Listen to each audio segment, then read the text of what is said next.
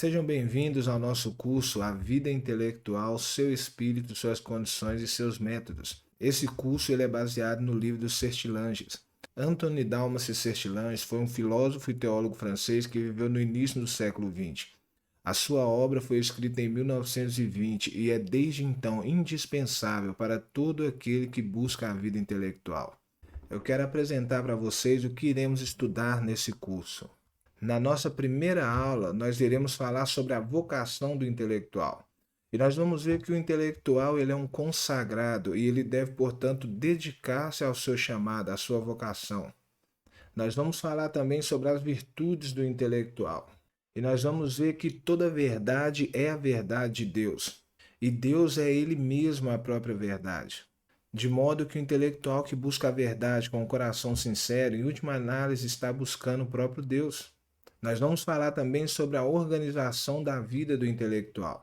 E aqui nós vamos aprender a importância de estarmos sós, de nos isolarmos, de abrirmos mão das coisas fúteis dessa vida para alcançarmos os verdadeiros tesouros da sabedoria. E só assim nós poderemos servir aqueles que estão à nossa volta. Na nossa segunda aula, nós vamos falar sobre as condições do intelectual. Iremos falar sobre o tempo de trabalho do intelectual. Como eu havia dito, o intelectual ele é um vocacionado.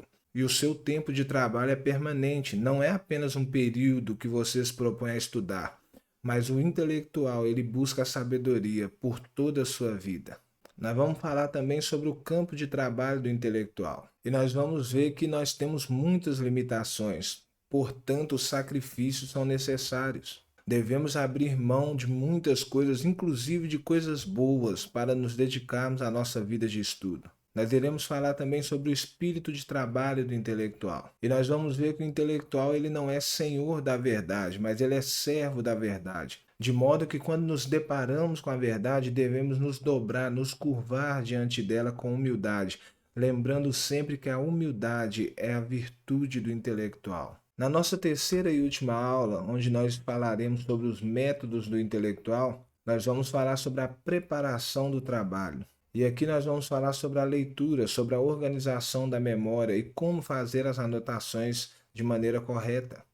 Nós vamos falar sobre o trabalho criador. O intelectual é aquele que produz algo. Nós vamos falar sobre como escrever, como produzir algo de valor. Iremos falar também sobre o trabalho e o homem. E aqui nós vamos ver que o intelectual é alguém que mantém contato com a vida. É alguém que sabe relaxar e que aprecia as coisas importantes dessa vida.